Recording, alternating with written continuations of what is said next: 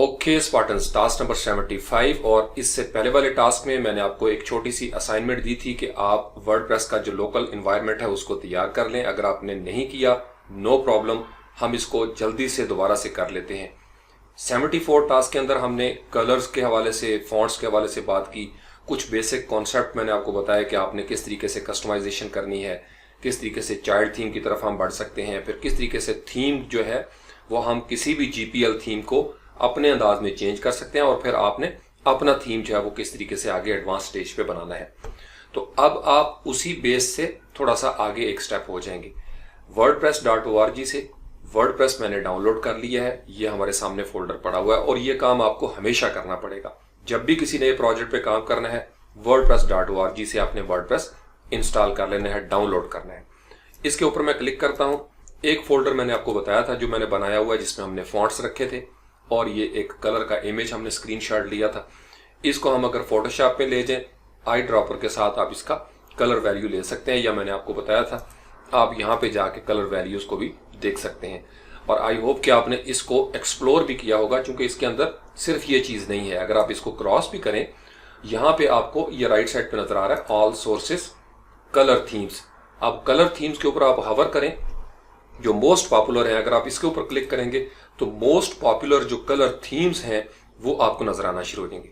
आप चाहें तो इससे पहले जैसे टास्क में मैंने आपको स्निपिंग टूल का बताया था, आप इन सारी कलर पैलेट्स को, कलर स्कीम्स को यहाँ से एक ही दफा स्क्रीनशॉट ले लेते हैं, और फिर उसके बाद आप कलर पिकल के साथ यहाँ पे इसको कलर्स जो है वो ड्रॉ कर लेते हैं, या वन बाय वन आप इसको देखेंगे।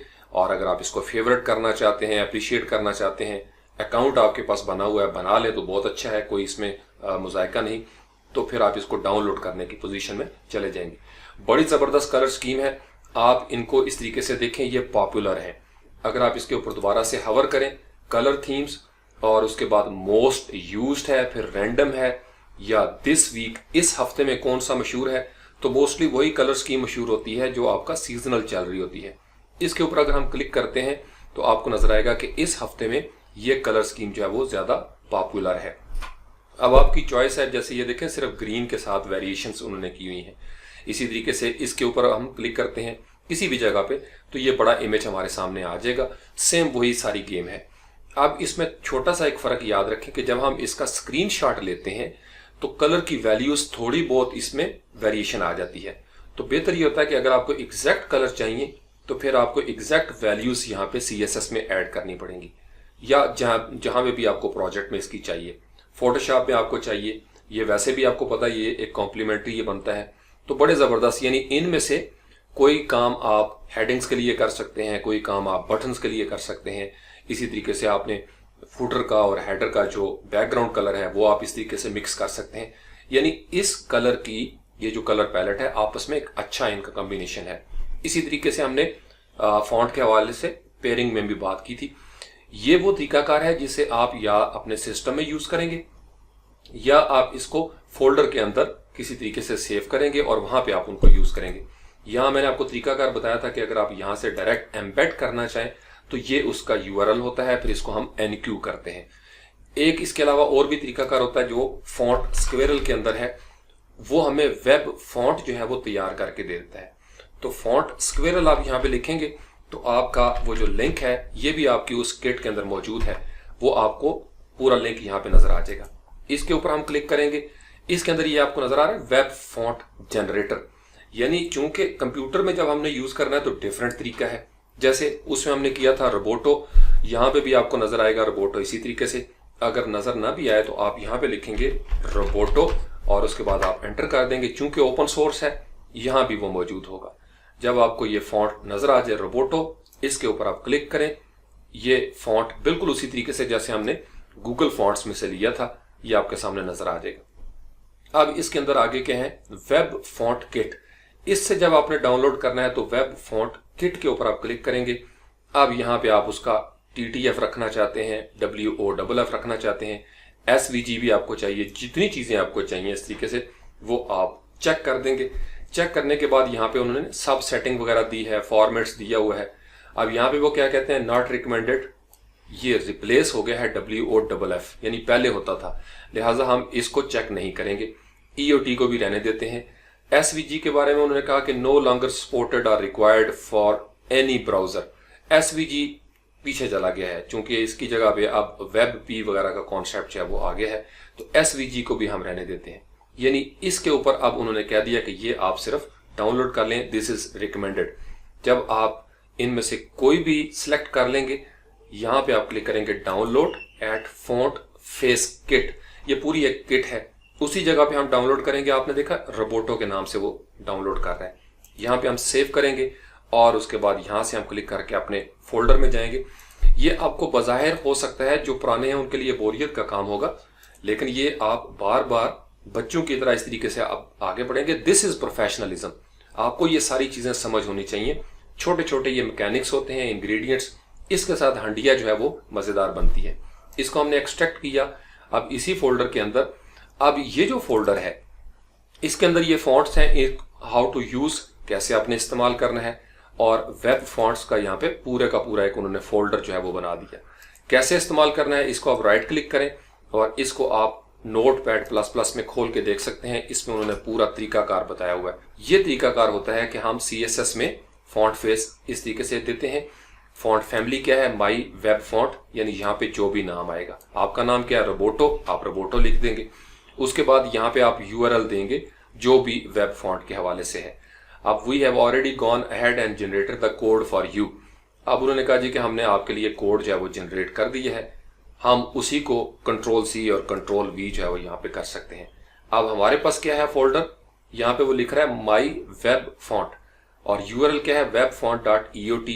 यहाँ पे हम आके देखते हैं अपने फोल्डर के अंदर, इन वेब फॉन्ट्स के अंदर आपको ये सारा रोबोटो नजर आ रहा है, क्योंकि हमने रोबोटो ही डाउनलोड किया था। अब इसमें से आपको जो भी चाहिए उसके अंदर आप देखें, Roboto black, demo, style sheet, individually अगर आप सिर्फ इसी को यूज करना चाहते हैं, इसको ओपन कर लें नोटपैड प्लस प्लस में। ये उसका उन्होंने अलग से CSS तैयार करके दे दिया। पहले वाला जो था ये सैंपल है, यानी इस तरीके से आपने करना है, उसी को उन्होंने उस खास फॉन्ट के हवाले से यूज कर लिया। यानी आप फोल्डर बनाएंगे। अब अगर आपका फोल्डर यहाँ पे लेट से फॉन्ट्स है शुरू में, तो आप फॉन्ट्स लिख देंगे और फॉन्ट्स लिखने के बाद इस तरीके से ये आपका पाथ बन जाएगा CSS के अंदर। इसके बारे में हम डिस्कशन कर चुके हैं। यहाँ पे उन्होंने URL दे दिया अगर आपका डायरेक्टरी में पड़ा हुआ है। फॉर्मेट क्या है WOFF, और ट्रू टाइप हमने डाउनलोड नहीं किया। वेट कितना रखना चाहते हैं नॉर्मल, स्टाइल क्या है नॉर्मल। इतने हिस्से को Ctrl+C करना है और आप CSS में इसको यूज करेंगे। यहाँ पे ये उन्होंने पोस्ट्राफी के अंदर रोबोटो ब्लैक लिख दिया। हर फॉन्ट के अंदर जिसको भी आप ओपन करेंगे सब के अंदर स्टाइल शीट एक नजर आएगी। यानी फॉन्ट आप फोल्डर में रखेंगे और स्टाइल शीट में आप दे देंगे जो स्टाइल इन्होंने मेंशन किया हुआ है। नेक्स्ट को चेक करते हैं, बूम, रोबोटो ब्लैक, आइटैलिक वगैरह। यहां से आप इसको Ctrl+C करेंगे और पेस्ट कर लेंगे। ये बिल्कुल बेसिक चीजें हो गई। अब जनाब हम आते हैं इससे एक स्टेप आगे। ये छोटी छोटी चीजें चूंकि आपको समझ आ गई, वर्डप्रेस हमने डाउनलोड कर लिया और फॉन्ट्स और कलर्स की भी आपको समझ आ गई। अब हम आते हैं अगले फेज में। अगला फेज क्या होता है, वर्डप्रेस डाउनलोड हो चुका है, डेटाबेस हमने बनाना है। phpMyAdmin आप लिखेंगे और डेटाबेस आप बनाएंगे। मैंने आपको बताया था मैंने स्पार्फर के नाम से एक थीम बनाया है, लिहाजा मैं यहाँ पे डेटाबेस का नाम दूंगा स्पार्फर और आगे मैं लिख देता हूँ DB। आप इसको कैपिटल में लिखना चाहें कैपिटल में लिख लें, जो भी आप नाम रखना चाहते हैं। यहाँ से हम इसको कर देते हैं क्रिएट। यहाँ से अगर आप इसका UTF सिलेक्ट करना चाहें तो आप इसका UTF जो है वो भी सिलेक्ट कर सकते हैं। अब यहाँ से लेट से कि हमने कर लिया UTF यूनिकोड और क्रिएट कर दिया जनाब हमने डेटाबेस। बूम, आपका डेटाबेस तैयार हो गया। वर्डप्रेस आपके पास ये पड़ा हुआ है, इसको हम यहीं पे रहते हुए एक्सट्रैक्ट कर लेते हैं। और उसके बाद तीसरा स्टेप क्या होता है, ये अब आपको जुबानी याद हो जाने चाहिए। तीसरे स्टेप में हम लोकल होस्ट में जाएंगे XAMPP के अंदर, और उसके अंदर वो जो हमने फोल्डर क्रिएट किया था उसके अंदर हम इस वर्डप्रेस को इनपुट कर देंगे। अब ये आपने डबल क्लिक करना है। बाज़ क्या होता है कि लोग इसी को Ctrl+C Ctrl+V करते हैं, इसलिए प्रॉब्लम आता है। आप इसको डबल क्लिक करें और इसको आपने Ctrl+C करना है। उसके बाद हम जाएंगे XAMPP के अंदर, और ये जो स्पार्फर था, चूंकि पहला जो नाम होता है ये आपकी वेबसाइट के हवाले से है। अब इस स्पार्फर के अंदर हम इसको कर देंगे Ctrl+V, और Ctrl+V करने के बाद वो सारा पेस्ट हो जाएगा। इसको हम यहाँ से फाइलों को ओपन भी कर सकते हैं, हम वहां से भी डायरेक्ट लेके आ सकते थे। इसको हम ओपन करते हैं कंट्रोल ए किया, कंट्रोल एक्स करते हैं यहीं पे रहते हुए और यहाँ पे कंट्रोल वी कर देंगे। चूंकि हमें वर्डप्रेस को अलग से डायरेक्टरी देनी है और वर्डप्रेस नाम लिखने की उसकी जरूरत नहीं, इसको शिफ्ट डिलीट कर दिया, यानी htdocs के अंदर स्पार्फर का फोल्डर पड़ा है और उसमें आपकी ये सारी फाइलें आ गई। अब आपने थीम भी स्पार्फर के नाम से ही बनाना है, तो wp कंटेंट के अंदर आ जाएंगे और यहाँ पे आपको पता है कि ये हमारे पास डिफॉल्ट थीम है, इसकी आपको प्रैक्टिस होगी है। अब नेक्स्ट स्टेप क्या है, हमने इस साइट को डेटाबेस के साथ जोड़ना है, तो उसके लिए वापस जाएंगे लोकल होस्ट पे और यहाँ पे हम उस साइट का नाम लिखेंगे। साइट क्या है हमारी, स्पार्फर, और जो ही हम एंटर करेंगे ये हमें डेटाबेस के साथ जोड़ने के लिए इंस्ट्रक्शंस देगा कि आप इसको जोड़ें। पहला स्टेप इंग्लिश लैंग्वेज है, ये हमने सेलेक्ट किया। लेट्स गो, ये भी आपको याद हो गया है। डेटाबेस हमने क्या रखा था, स्पार्फर डीबी, और यूजर नेम यहाँ पे लोकल होस्ट पे रूट है, पासवर्ड की जरूरत नहीं, बाकी चीजें हम रहने देते हैं इसी तरीके से चूंकि हम अपना थीम बना रहे हैं। अगर आप इसको सिक्योरिटी टाइट करना चाहें, लेट्स से कि हम यहाँ पे SP जो है वो कर देते हैं इस तरीके से और सबमिट कर देते हैं। पहले था वर्डप्रेस, हमने इसको SP कर दिया। Run the installation. अब यानी डेटाबेस आपका थोड़ा सा उसका जो प्रीफिक्स है वो सिक्योरिटी के हवाले से रिकमेंडेड हो गया। साइट टाइटल हमने क्या रखना है, जो भी आपका नाम है, हम यहाँ पे लिख देते हैं स्पार्टन्स ऑफिशियल थीम, और उसके बाद यूजर नेम जो भी आप बनाना चाहते हैं, यूजर नेम फॉर एडमन, और ये पासवर्ड पहले से यहाँ पे कुछ सेव है, हम इसी को रख लेते हैं जो कि हम यहाँ पे लोकल होस्ट पे काम कर रहे हैं। और उसके बाद आप देंगे अपना ईमेल वर्डप्रेस स्पार्टन्स 300 जो मैंने बनाया हुआ है इसी मकसद के लिए, और उसके बाद आप यहाँ से इंस्टॉल कर देंगे वर्डप्रेस को। ये पासवर्ड एहतियातन हम कंट्रोल C कर लेते हैं चूंकि हो सकता है हमें याद ना हो। इंस्टॉल वर्डप्रेस, ये आपका अगला स्टेप है और हमेशा यही प्रोसेस करना है। मैं पिछले तकरीबन 8 साल से जब से वर्डप्रेस पे काम कर रहा हूँ, इसी तरीके से एक आंखें बंद करके भी पता होता है कि नेक्स्ट क्या करना है। तो लॉगिन किया, ये आपकी सक्सेस होगी। फॉर एडमिन पासवर्ड उसने सेव किया हुआ था, लॉगिन करके देखने की कोशिश करते हैं। अगर हमारा पासवर्ड चल गया तो इसका मतलब यह है कि हम बूम हो जाएंगे। और जनाब ये आपका यानी 2-3 मिनट के अंदर अंदर सारा प्रोसेस आपका कंप्लीट हो गया। अब इसका मतलब यह है कि अब आपके पास डिफॉल्ट जो 2019 थीम है वो आपने यहाँ पे इंस्टॉल कर लिया। इसके लिए मैंने आपको बताया था थीम यूनिट टेस्ट डाटा जो है वो बड़ा जरूरी है, लेकिन चूंकि अब हम थीम डेवलपमेंट की स्टेज में हैं, हमने यहाँ पे जो सबसे पहले काम करना है, आप आएंगे अपने वर्डप्रेस के अंदर जहां पे आपका ये स्पार्फर है और यहाँ पे आपको एक फाइल नजर आएगी wp config। इसको अब आपने राइट क्लिक करना है, एडिट विद notepad++। यहाँ पे सबसे लास्ट में आके ये जहां पे लिखा हुआ है डिफाइन, ये आप देखा कांस्टेंट बने हुए, फॉल्स की जगह पे आपने कर देना है ट्रू, और ये सिर्फ उतनी देर के लिए हम करेंगे जितनी देर तक हमारा थीम जो है वो उस पर हम काम कर रहे हैं, चाहे वो चाइल्ड थीम हो या आपका पूरा कस्टम थीम हो। इसको ट्रू करके रखना है ताकि वर्डप्रेस जो है उसको समझ आ जाए, और ये एक स्टैंडर्ड है लिहाजा हम इसको फॉलो करेंगे। जितने भी एरर्स वगैरह आएंगे इसकी मदद से वो हमें डिस्प्ले होना शुरू हो जाएंगे बैक एंड पे भी और फ्रंट एंड पे भी। तो हमने इसको ट्रू कर दिया। जब साइट को लाइव करना है तो फिर इसकी जरूरत नहीं होती। इसको एक दफा रिफ्रेश करके देखते हैं, अभी हमारे चूंकि कुछ भी नहीं है लिहाजा कोई एरर नहीं है। अगला स्टेप क्या होता है, तो वर्डप्रेस ये रिकमेंड करता है कि जब आप थीम बनाएं तो हमें सबमिट करने से पहले आप उसको थीम यूनिट टेस्ट डाटा के साथ उसका जो डमी कंटेंट है उसके साथ चेक कर लें। तो उसका तरीका मैंने आपको बताया था। आप सिंपल यहाँ पे लिखेंगे थीम यूनिट टेस्ट डाटा और एंटर कर देंगे। ये लिंक आपको मिल जाएगा थीम यूनिट टेस्ट का। ये XML की साइट है। इसका तरीकाकार आप सीख चुके हुए हैं कि किस तरीके से आपने इसको इंपोर्ट करना है। एक और भी तरीकाकार होता है, गालिबन फेक प्रेस का है। अगर आप वो सीखना चाहते हैं उसकी भी हम ट्राई कर लेते हैं, क्योंकि हम खुद प्रैक्टिस कर रहे हैं। लेकिन चूंकि वर्डप्रेस रिकमेंड करता है थीम यूनिट टेस्ट, साथ ही वो ये भी रिकमेंड करते हैं कि कोई ओरिजिनल कंटेंट हो दी बेस्ट, ताकि आपको पता चल जाए वीडियोस के साथ इमेजेस के साथ आपका थीम जो है वो किस तरीके से चलता है। तो प्लगइन्स की तरफ आए, ऐड न्यू पे हमने क्लिक किया और यहाँ पे हम जो यूज करते थे, मुझे जहां तक याद है, गालिबन फेकर प्रेस है। अगर फेकर प्रेस आ जाता है तो उसको हम ट्राई करने की कोशिश करते हैं। फेकर प्रेस जो है वो नजर नहीं आया, सिर्फ फेक करके हम देखते हैं फेक प्रेस, और उसको देखते हैं कि फेक प्रेस जो है वो हमारे पास आता है या नहीं। अब फेक प्रेस पे भी नहीं आया तो हम यहाँ पे लिखते हैं डमी कंटेंट डायरेक्ट हम वो कीवर्ड देते हैं कि हमें चूंकि डमी कंटेंट चाहिए, हो सकता है कोई इस हवाले से मिल जाए। यस, फेकर प्रेस हमने स्पेस दी थी, स्पेस नहीं है, बिल्कुल मिला हुआ ये लफ्ज था फेकर प्रेस। आप थीम यूनिट टेस्ट के अंदर आप आ जाएं, ये आपका गिटहब के ऊपर भी है। यहां पे आप देखें ये लिंक नजर आ रहा है आपको, तो इसके ऊपर हम क्लिक करते हैं, ये जो आपका गिटहब का है, तो हम गिटहब में चले जाएंगे और वहां से भी हम इसको डाउनलोड कर लेते हैं। अब इसके अंदर हम देखते हैं तो यहाँ पे 1 महीना पहले ये इन्होंने अपडेट किया हुआ है। अब इसका तरीका करके है कि आप इसको ओपन कर लें इस फाइल को और आप इसको सेव करेंगे अपने पास नोटपैड पे, या आप उसको राइट क्लिक करेंगे और XML की फाइल चाहे उसको सेव कर लेंगे। अब इसको क्लिक करेंगे हम रॉ के ऊपर, रॉ से क्या होगा, ये आपका अलग ब्राउजर में ओपन हो जाएगी। अब इसके ऊपर आप करेंगे राइट क्लिक और सेव एज कर लेंगे। ये आपसे पाथ मांगेगा, theme unit test data wordpress.xml, इसको आप उसी फोल्डर में सेव कर लें ताकि आपके पास ये मौजूद रहे। हो सकता है आप हफ्ते के बाद नए टेस्ट उस पर करें किसी थीम के हवाले से, तो ये आपके काम आएगा। ये आपका स्टेप भी हो गया। अब हम जाते हैं अपने थीम के अंदर वापस, और यहां पे जाके हमने क्या करना है, नेक्स्ट स्टेप क्या होता है, चूंकि डाटा हमने डाउनलोड किया है अब हम इसको इंपोर्ट करेंगे। ये हर दफा ये स्टेप्स होने हैं, तो इसलिए बार बार इसको मैंने, चूंकि तकरीबन हमारा मेरे ख्याल में 4थी दफा हम रिपीट कर रहे हैं, इसको आप इंस्टॉल नाउ पे क्लिक करेंगे चूंकि इंपोर्टर आपको चाहिए, वर्डप्रेस इंपोर्टर। ये वर्डप्रेस का अपना है, जो ऑटोमेटिक है उनकी तरफ से। यहां से हम इसको करेंगे रन इंपोर्टर।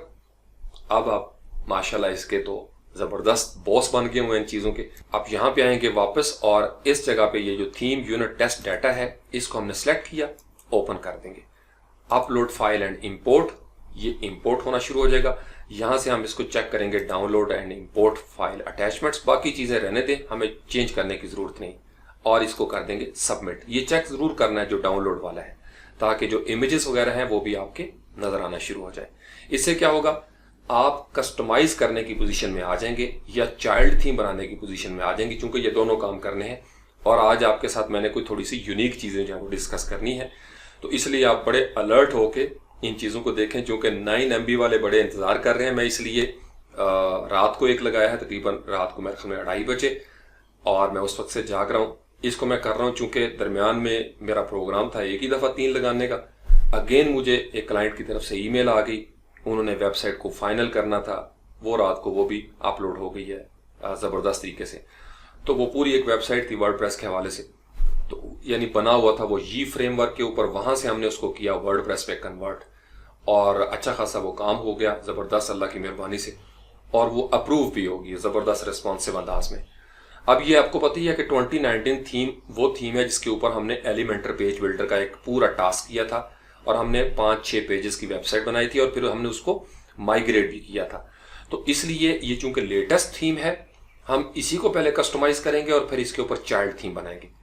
पहले हम रिस्क लेते हैं, चूंकि हमारे पास ये लोकल होस्ट पे है, हम इसके ऊपर डायरेक्ट जो काम आपको शुरू में भी मैंने सिखाया था कस्टमाइजेशन का, डायरेक्ट कुछ चेंजेस जो है वो करने की कोशिश करेंगे, और फिर हम चाइल्ड थीम पे बना लेंगे, ताकि अगर फर्ज कर लें ये अपडेट होता है तो गड़बड़ ना हो। सबसे पहले मैं आपको बताऊंगा कि 2019 को हैक करने का तरीका क्या है, और वर्डप्रेस वाले कहते हैं कि खुद कहते हैं कि हमारे थीम को आप हैक करें, एज सैंपल इसको यूज करें। चूंकि वो कंपनी है, बहुत बड़ी ग्रुप है, तो वो चाहते हैं कि ज्यादा अच्छे अंदाज में आपका थीम जो है वो नजर आए। अब वो किस तरीके से करना है उसका मैं आपको तरीकाकार यहां से बता देता हूं। जितनी देर में ये इंपोर्ट होगा, हम जाते हैं अपने htdocs के अंदर और WP कंटेंट थीम्स, यहां पे हमारे पास पड़ा हुआ है 2019। चूंकि 16 और 17 हमें नहीं चाहिए, कंट्रोल की को प्रेस करके मैंने दोनों सिलेक्ट किए, शिफ्ट डिलीट कर दिया। यहां से हम कर देंगे इसको यस, यानी ये थीम हमको नहीं चाहिए। अब ये जो 2019 है इसके ऊपर वंस क्लिक किया, कंट्रोल C, यहीं पर रहते हुए कंट्रोल V कर देंगे। इसका मतलब आपने एक डुप्लीकेट बना ली। आप डुप्लीकेट, इसका नाम क्या है 2019, और आपके थीम का नाम क्या है स्पार्टन फार। ये साथ साथ नोट करते जाए आपने, और इसी तरीके से करना है आपने। आप स्पार्टन फार नहीं है बल्कि स्पार फार है, तो स्पार लिखा और फार लिख दिया, यानी this is your theme now. अभी सिर्फ नाम चेंज किया है। अब हम जाते हैं इसके अंदर।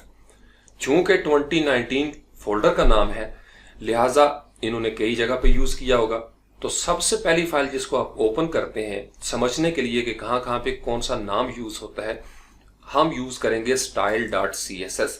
चूंकि ये मेन फाइल होती है थीम के हवाले से, आपको पता है जब हमने प्रैक्टिस की थी तो ये फाइल हमने बनाई थी, उसका हेडर वगैरह दिया था। नोटपैड इस मकसद के लिए दी बेस्ट है।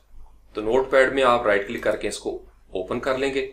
ये बहुत कुछ आपको नजर आ रहा है और यहाँ पे लिखा हुआ है 2019। इसका मतलब जहां जहां पे 2019 है उसकी जगह पे आप अपना थीम का नाम देंगे। अब यहां से मैं इसको करता हूं कंट्रोल F, यानी सिलेक्ट किया और कंट्रोल F प्रेस किया, इसका मतलब फाइंड करूंगा।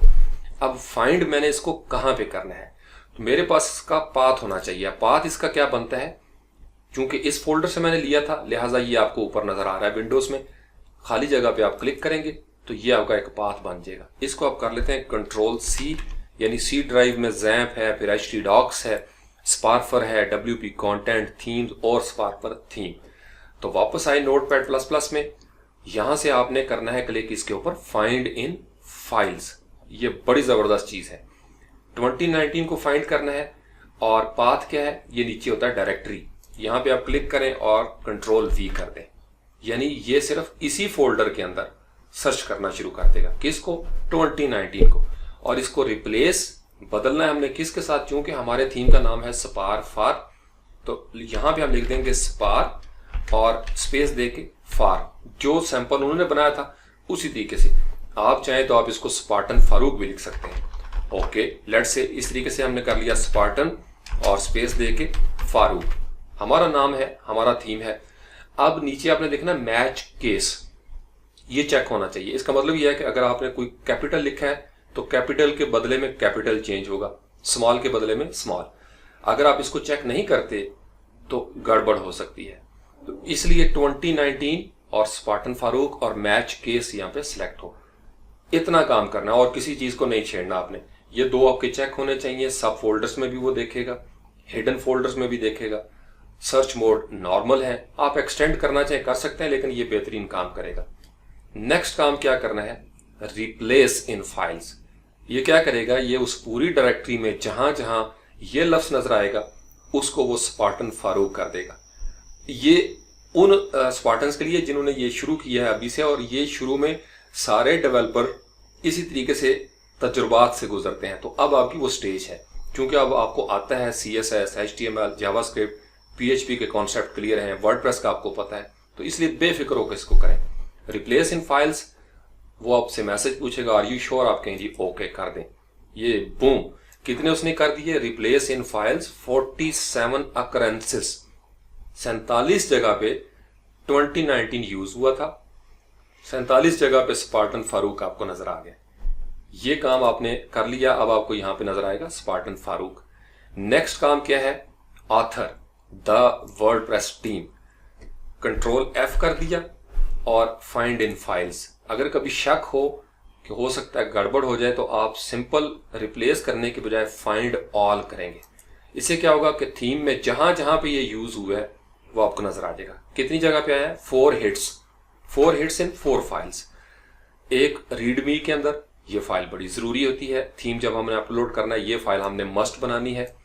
और उसके बाद है style RTL, right to left, अगर कोई उर्दू में करना चाहता है या हिंदी में वगैरह वगैरह। style.css में जो अभी हमारे सामने ओपन है, और style.scss में। हम इसको कहते हैं कि बस ठीक है जी, वी आर श्योर के 4 जगह पे ये है। कंट्रोल F किया अगेन, फाइंड इन फाइल्स, और इसको हम रिप्लेस करना चाहते हैं चूंकि हम खुद ही ऑथर हैं, तो यहाँ पे हम उसका नाम रख देते हैं जो भी ऑथर है। आप अपना नाम लिख देंगे फारूक, या आप लिखना चाहते हैं the Spartans team. Okay, let's say WordPress का हम स्टैंडर्ड फॉलो करते हैं, दी स्पार्टन्स टीम, और टीम का टी छोटा है। एग्जैक्टली जैसे उन्होंने पूरे डाले हम उसी तरीके से कर रहे हैं। बाकी सारी सेटिंग्स वही। रिप्लेस इन फाइल्स 4 जगह पे था, 4 ही फाइलें यहाँ पे हमें बताएगा। ये देखें 4 अकरेंसेस। ओके, ये काम भी हो गया। उसके बाद ऑथर URI wordpress.org, HTTPS को जरूरत नहीं है चेंज करने की, हमें बेसिकली सिर्फ इतना हिस्सा चाहिए, wordpress.org। कंट्रोल F किया, फाइंड इन फाइल्स, हमने चेंज करना है अपनी वेबसाइट। चूंकि HTTPS को सिलेक्ट नहीं किया लिहाजा वर्डप्रेस स्पार्टन्स .com, उनका .org है, हमारा .com है। रिप्लेस इन फाइल्स, ओके, और ये आपको बताएगा जनाब 26 जगह पे ये वेबसाइट थी, बूम आपने चेंज कर दी। नेक्स्ट स्टेप, अब आपका ऑथर भी हो गया। ये थीम URI आप अगर देना चाहते हैं, यहां पे उन्होंने लिखा हुआ 2019, इसका मतलब ये 2019 भी यूज हुआ होगा। इसको हमने Ctrl+C किया या Ctrl+F कर दिया डायरेक्ट, यानी इसको भी हमने रिप्लेस करना है। फाइंड इन फाइल्स, अब उन्होंने कोई स्पेस नहीं दी और सब स्मॉल लेटर्स हैं, तो हम यहां पे लिखेंगे स्पार फार, हमारे थीम का सिर्फ इतना ही नाम है। रिप्लेस इन फाइल्स, ओके, ये काफी जगह पे होगा। कितना है 283, और चुटकी बजाते हुए बजाय इसके कि आप मैनुअली जाएं, notepad the best editor ever. यहां से हमने इसको क्लोज कर दिया और Ctrl+S भी साथ साथ करते जाते हैं। अब आपका थीम नेम URI को फिलहाल रहने देते हैं, अगर आप चेंज करना चाहें आप इसको कर सकते हैं। इतना हिस्सा आप Ctrl+F करेंगे। अब URI की जगह पे भी आप इसको अपनी वेबसाइट देना चाहते हैं, HTTPS और www.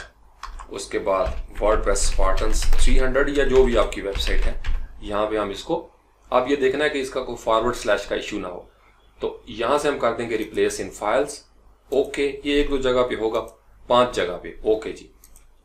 अब यहां तक हमारी ये सारी चीजें क्लियर हो गई। नेक्स्ट हमारे पास क्या होता है, डिस्क्रिप्शन। चूंकि हमारा थीम है लिहाजा हमारी डिस्क्रिप्शन अलग होगी। यहां पे हम इसको करते हैं our corporate theme for Spartans in 2019, short करते हैं ताकि वक्त हमारे पास बचे। और अगर आप इसको Ctrl+C कर लें, हो सकता है रीडमी में भी डिस्क्रिप्शन हो, और यहां से Ctrl+Z कर लिया और इसको हम करेंगे सिलेक्ट डिस्क्रिप्शन को, और अगेन वही काम है कि Ctrl+F करेंगे और यहां पे फाइंड इन फाइल्स, जो आपने Ctrl+C किया था यहां पे Ctrl+V कर देंगे। रिप्लेस इन फाइल्स, ओके। अब उसने हमें बताया कि 4 जगह पे ये डिस्क्रिप्शन मौजूद थी, तो बचत होगी हमारी, यानी अब चारों जगह पे हमारा ये सेंटेंस एज डिस्क्रिप्शन नजर आएगा। नेक्स्ट क्या है, रिक्वायर्स एटलीस्ट वर्डप्रेस 4.9.6, इसको हम रहने देते हैं। वर्जन चूंकि हम अभी बना रहे हैं 1.3 हमारा नहीं हो सकता, हम चेक कर लेते हैं कि 1.3 कहां पे है, ये ना हो कोई जावास्क्रिप्ट की फाइलें हम चेंज कर दें। तो find in files, find all, ये हमें बताएगा, उफ, ये देखें कितनी जगह पे, यानी 2019 SVG आइकन्स 1.3, इसका मतलब ये गड़बड़ कर देगा। ये ख्याल रखना है आपने, रिप्लेस करते हुए बाज का जोश में इंसान करता है और पता चलेगा चूंकि SVG का इस तरीके से पाथ बनता है तो वो इमेज ही फॉन्ट्स वगैरह में अक्सर ये गड़बड़ हो जाती है। तो फिर हम क्या करेंगे, हम इस पूरे को सिलेक्ट करते हैं, वर्जन को, Ctrl+F, find in files, find all. अब उसको तसल्ली हो गई कि ये 3 जगह पे वर्जन 1.3 है, हम कहते हैं जी ओके। अगेन Ctrl+F किया, उसने मेमोरी में याद रखा, फाइंड इन फाइल्स, Ctrl+C कर लिया इतने हिस्से को जो हाईलाइट है, Ctrl+V करके वर्जन आप बना लेते हैं 1.0.0। ये फॉलो कर रहे हैं ना, बहुत आसान से स्टेप है। और यहां से हम इसको कर देंगे रिप्लेस इन फाइल्स, 3 हमें नजर आ रहे हैं, 3 ही जगह पे ये रिप्लेस हो जाएगा, ओके किया, बूम, 3 वर्जन भी अब आपका अपना हो गया जनाब इस थीम का। उसके बाद लाइसेंस, ये GNU general public license version 2 or letter, चूंकि अब वर्जन 3 वगैरह आ चुका है। License URI license, text domain क्या है स्पार्फर, टैग्स फिलहाल यही रहने देते हैं, लेकिन अगर आप इसके अंदर कुछ और ऐड करना चाहें हम बाद में भी कर सकते हैं। ये उस वक्त जरूरी होता है जब आपका वर्डप्रेस की रिपोजिटरी के अंदर हो, चूंकि जब हम कीवर्ड से सर्च करते हैं तो फिर इसके साथ थीम चाहे वो नजर आता है। ये कीवर्ड्स आप समझ लें, this theme like WordPress is licensed, ये मस्ट है लिखना साथ। और चूंकि ये जनरल पब्लिक लाइसेंस है हम इसको यूज कर सकते हैं। उन्होंने कहा use it to make something cool, have fun and share what you have learned with others. हम चूंकि प्रैक्टिस ही कर रहे हैं, लर्न कर रहे हैं, और लर्न करने का सबसे बेहतर तरीका होता है कि आप चीजों के अंदर घुसें और उनको रिप्लेस करें। यहां पे वो लिखते हैं Spartan Farooq is based on underscores. Underscore का मैं आपको बताऊं, अंडरस्कोर और बूटस्ट्रैप अगर आपस में मिल जाए तो और ज्यादा खूबसूरत चीज बनती है, वो आगे जाके हम देखेंगे अगली स्टेज पे इंशाल्लाह ताला। अब कॉपीराइट आप चेंज करना चाहते हैं, यहां पर उन्होंने कहा जी ऑटोमेटिक, और अंडरस्कोर इज डिस्ट्रीब्यूटेड, ये चूंकि ऑटोमेटिक है हमें इसको चेंज करने की जरूरत नहीं। Normalizing styles have been helped along thanks to the fine work of, ये कर्टसी होती है, उन्होंने शुक्रिया अदा किया। normalize.css का मैंने आपको बताया था, ब्राउजर को रीसेट कर देता है। ले जनाब, यहां तक चीजें आपकी सारी क्लियर हो गई। अब एहतियातन हम क्या करते हैं, हम 2019 को सर्च करते हैं कि कहीं और 2019 तो नहीं हो सकता है किसी जगह पे 20 लिखा हो और अंडरस्कोर 19 लिखा हो, इसको अभी तक हमने रिप्लेस नहीं किया। तो पहले हम फाइंड ऑल करते हैं, फाइंड ऑल किया और हमें नजर आया कि जी किसी जगह पे नहीं है, तो सिर्फ 20 लिखते हैं, 20 करके फाइंड ऑल करते हैं, कहीं ना कहीं हमें नजर आ जाएगा। उसने कहा जी कि नहीं, आपने सक्सेसफुली सारी चीजें जो है वो चेंज कर दी हुई हैं। अब हम इसको क्या करते हैं, एक आखिरी ट्राई करते हैं, सिर्फ लिखते हैं 20 और यहां से हम मैच केस को अनचेक कर देते हैं। हो सकता है कैपिटल में हो, इसको अनचेक करके दोबारा हम चेक कर लेंगे।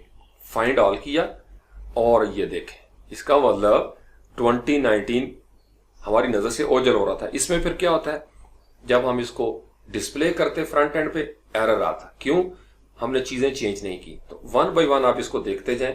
ओके, एक पैटर्न ये चल रहा है 2019, तो इतने हिस्से को आपने कंट्रोल सी कर लिया ताकि आपको पता हो, और control C control F, find in files control V कर दिया। 2019 है अंडरस्कोर के साथ, तो आप लिखेंगे स्पार और underscore for, spar for underscore डाल दिया, और इसको आपने मैच केस सिलेक्ट कर लेना, दोबारा से चेक कर लें, रिप्लेस इन फाइल्स।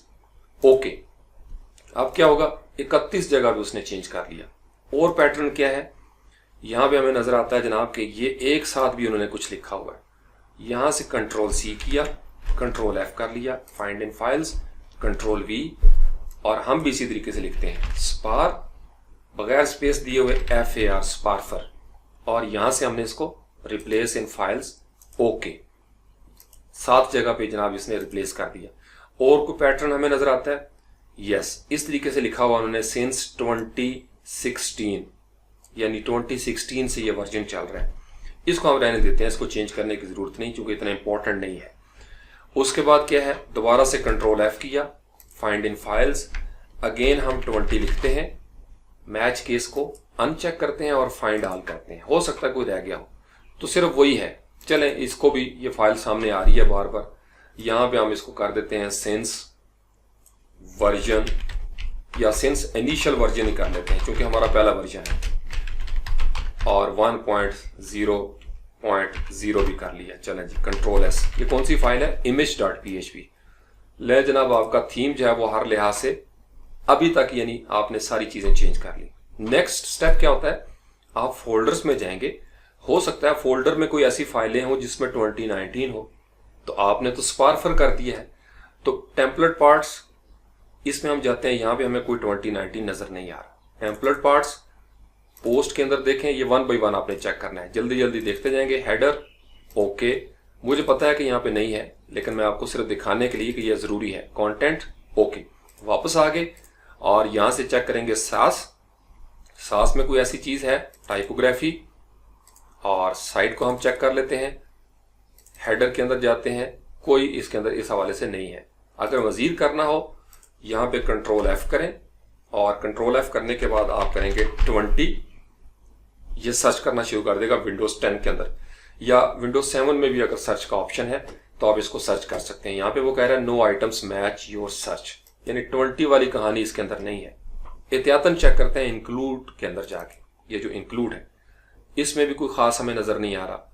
इसी तरीके से क्लासेस के अंदर जाके देखते हैं, यस, देखें आपको 2019 हमें सर्च ने धोखा दिया, ये अच्छी बात नहीं। विंडोज 10, यहां से हम रीनेम करेंगे इसको, और ये जो 2019 था, इतने हिस्से को डैशेस के साथ, ये आपने चेक करना है क्योंकि इसको कहीं पे इंक्लूड किया गया होगा और एरर आ जाएगा। एक तजुर्बा मैं आपको करवाता भी हूं, तो यहां पे हम कर लेते हैं स्पार फर, और उसके बाद हम बाहर क्लिक कर देंगे। अब इसको हम चेंज नहीं करते, ये जो वाकर क्लास है, ताकि आप एरर भी देख सकें। कंट्रोल एस कर लिया हमने, और उसके बाद वापस आए। वापस आने के बाद फॉन्ट्स में देखते हैं, फॉन्ट्स उन्होंने नॉन ब्रेकिंग स्पेस ओवरराइड, इसको हम रहने देते हैं। इसी तरीके से आपके फॉन्ट्स यहाँ पे होंगे और फिर आपने उनको CSS में यूज करना है। अब हम आते हैं वापस यहाँ पे, ये हमारा जो थीम यूनिट टेस्ट डाटा था वो आ चुका है। अपीयरेंस में जाते हैं थीम्स के अंदर, और अब आपके दो थीम होंगे। ये पहले से था, ये स्पार्टन फारूक हमने बना लिया, यानी हैक किया बेसिकली। अब इसका अगर आप थंबनेल भी चेंज करना चाहें, मैंने आपको पहले से भी बताया था, बहुत सिंपल सा है। फिलहाल हम इसको रहने देते हैं, वो काम आप सीख चुके हैं। इसको करते हैं एक्टिवेट। आप जब एक्टिवेट करेंगे तो एक फाइल आपने मिस की हुई थी, नाम चेंज नहीं किया। यहां पे वो कर रहा है वार्निंग रिक्वायर सी ड्राइव के अंदर क्लासेस के खाने में, ये जो स्पार्फर और क्लासेस, एक क्लास है जो उसको नहीं मिल रही। वो क्यों नहीं मिल रही? चूंकि नाम हमने कोड में चेंज कर दिया हुआ, तमाम 2019 को कोड में स्पार्फर कर दिया, लेकिन फिजिकल लोकेशन में वो फाइल हमने चेंज नहीं की क्लासेस के अंदर। तो हम वापस जाएंगे, राइट क्लिक करेंगे और इसको करेंगे रीनेम, और रीनेम करने के बाद इसको कर देंगे स्पार्फर। ले जनाब, स्पार्फर कर दिया, बाहर क्लिक कर दिया, वापस जाएंगे और एरर चूंकि नजर आना शुरू हो गया, इसको हम करेंगे रिफ्रेश। बूम, एक छोटा सा आपका इश्यू था और आपका एरर जो है वो दूर हो गया। अब इसका मतलब ये है कि ये आपका अपना थीम बन गया है। फ्रंट एंड पे आते हैं, इसको हम करते हैं रिफ्रेश।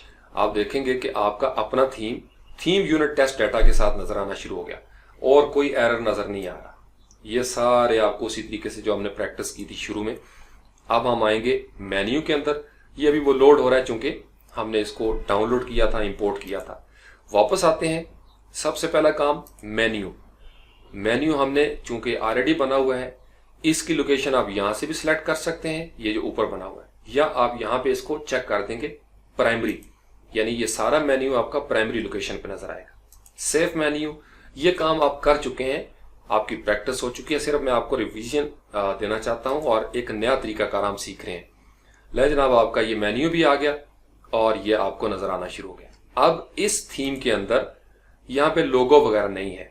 जब हम कस्टमाइज के ऊपर क्लिक करते हैं तो आप ये देखेंगे कि इसके अंदर कोई साइट आइडेंटिटी के अंदर बल्कि लोगो मौजूद है। इसका मतलब ये है कि हम यहाँ पे लोगो लगा सकते हैं।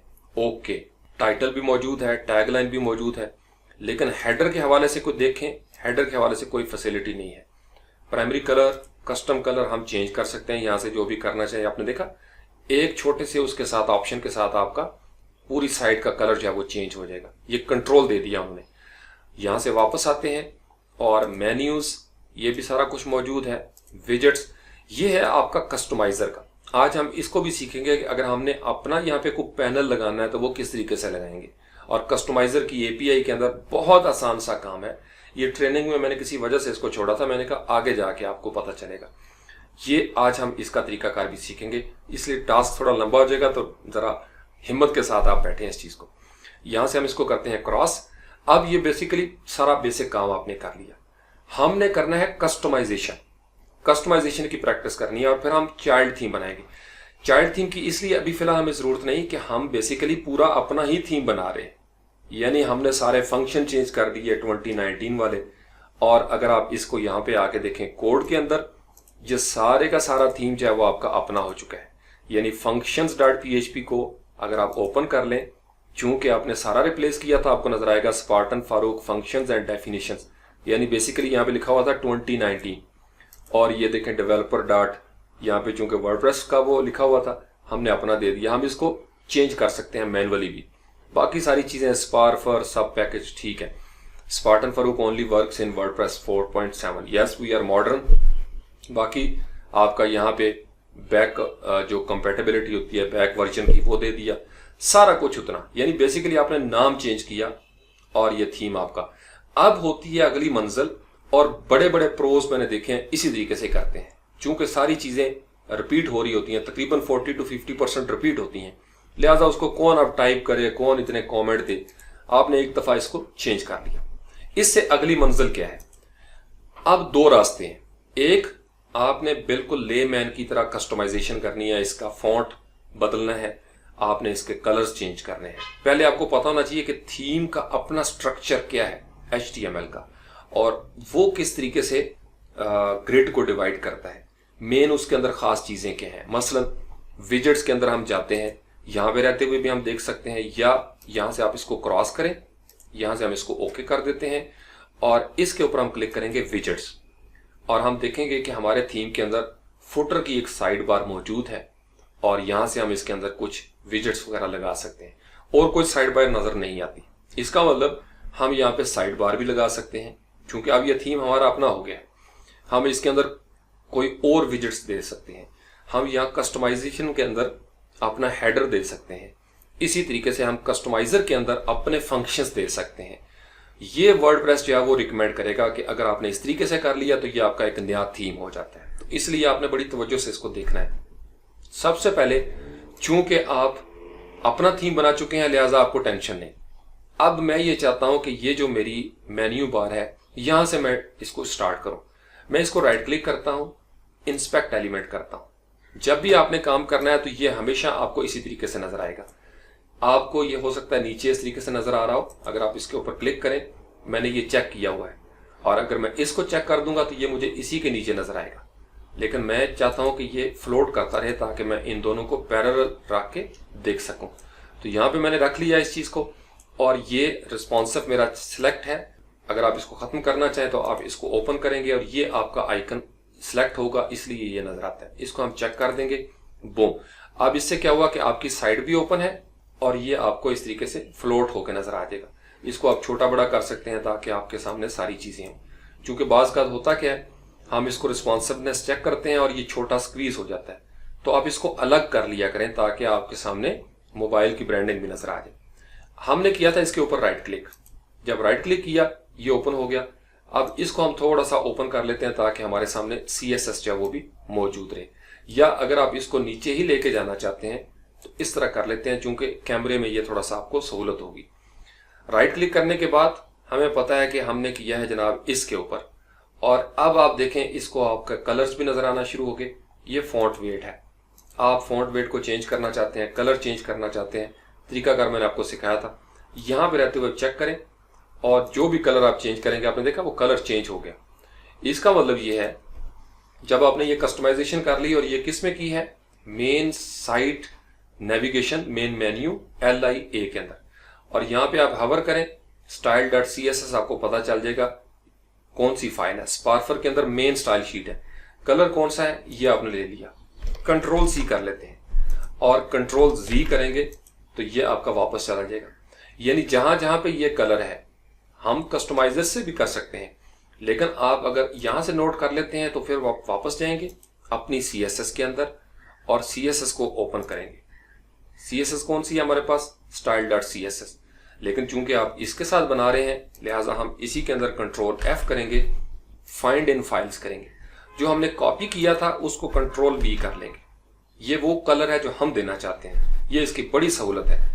और असली कलर क्या है, इसके ऊपर वंस क्लिक किया ये हाईलाइट हो जाएगा, Ctrl+C किया, Notepad++ में आ जाएंगे, Ctrl+V कर देंगे। यानी हम इसको कह रहे हैं कि ये कलर जहां जहां नजर आता है उसको आप इस कलर के साथ रिप्लेस कर दें। फाइंड ऑल और रिप्लेस इन फाइल्स मैच केस, ये आपका सिलेक्ट होना चाहिए। रिप्लेस इन फाइल्स ओके, ये क्या करेगा, 67 जगह पे उसने जनाब बदल दिया जी। ओके, अगर CSS है एक दफा Ctrl+S कर लें, वापस आएंगे, इसको क्रॉस करते हैं, Ctrl+F5 कर देंगे। पास का चेंजेस नजर नहीं आती तो कंट्रोल प्रेस करके F5 करेंगे तो कुकीज इसकी साफ हो जाती हैं। बूम, आपका जनाब ये कलर नजर आना शुरू हो गया, यूनिक कलर।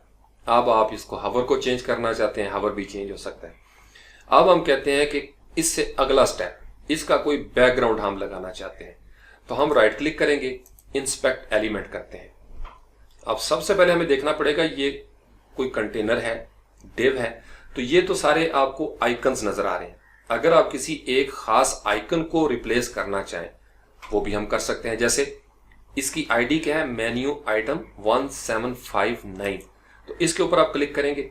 अगर आप एग्जैक्ट उसको ही सिलेक्ट करना चाहें तो ये राइट साइड पे आपको प्लस का निशान नजर आ रहा है, इसके ऊपर आप क्लिक करेंगे तो उसने क्या किया, एग्जैक्ट उस LI को जो मेन्यू आइटम 1759 है उसने वो क्लास आपको दे दी।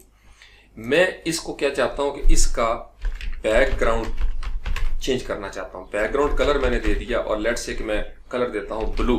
ये मैंने तजर्बे के लिए कर लिया, क्योंकि एक दफा कलर आ गया तो मैं इसके ऊपर क्लिक करूंगा और क्लिक करके मैं इसको अपनी मर्जी से देख सकता हूं जो भी कलर मैं रखना चाहता हूं। लेट्स से कि मैं इसको ब्लैक करना चाहता हूं तो मैं इसको ब्लैक करके यहां पे देख सकता हूं। उसके बाद अगला स्टेप क्या है, पैडिंग। मैं चाहता हूं कि पैडिंग भी नजर आए, और पैडिंग में ये चाहता हूं लेट्स से कि 1.6 EM में करना चाहता हूं, या 1% करना चाहता हूं, या 20 पिक्सल करना चाहता हूं, तो ये मुझे नजर आएगा कि जी इस तरीके से ये पैडिंग जो है वो नजर आ जाएगी। लेकिन इतनी ज्यादा मैंने क्या करनी है, लिहाजा मैं क्या करूंगा, यहां से अगर मैं टॉप और बॉटम 0 रखूं, या लेट्स से कि टॉप और बॉटम 2 पिक्सल है, और राइट लेफ्ट में कर देता हूं 5 पिक्सल, ये इस तरह नजर आ जाएगी मुझे। उसके बाद इसका जो बॉर्डर रेडियस है वो मैं चेंज करना चाहता हूं, तो मैं कहता हूं बॉर्डर डैश रेडियस।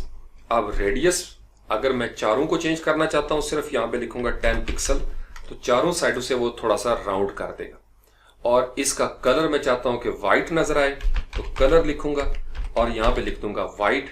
अब यहां पे मैंने व्हाइट लिखा तो उसने नहीं लिया, चूंकि ये आपका एक एंकर है, ए है, यानी फिर मुझे यहाँ पे ए लिखना पड़ेगा, तो कलर जो है वो मुझे नजर आ जाएगा। तो इसको फिलहाल हम यहाँ से डिलीट कर देते हैं। अब आपने 3 चीजें कर ली। आप इसको फर्ज कर लें मजीद प्ले करना चाहते हैं पैडिंग वगैरह के हवाले से, आप इसको 2 की जगह पे 5 करके देखना चाहते हैं, या 4 तो आप 4 करेंगे, ये और बड़ा हो जाएगा। रेडियस अगर आप चेंज करके देखना चाहते हैं, जैसे मैं कहता हूं कि 1 पिक्सल हो, और उसके बाद 3 पिक्सल हो, और उसके बाद 4 पिक्सल हो, तो इससे क्या होगा, ये मुझे नजर आना शुरू हो जाएगा कि किस किस जगह से उसने किया।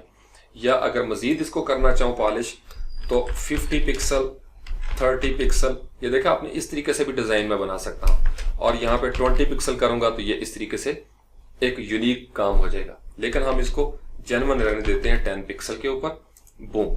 अब ये आपने चूंकि अभी यहां पे बनाया है, तो इतने हिस्से को आप लेफ्ट क्लिक करें और कंट्रोल C जैसे करते हैं, सारा सिलेक्ट कर लें लेफ्ट प्रेस करके, कंट्रोल C किया, चूंकि ये आपका CSS है।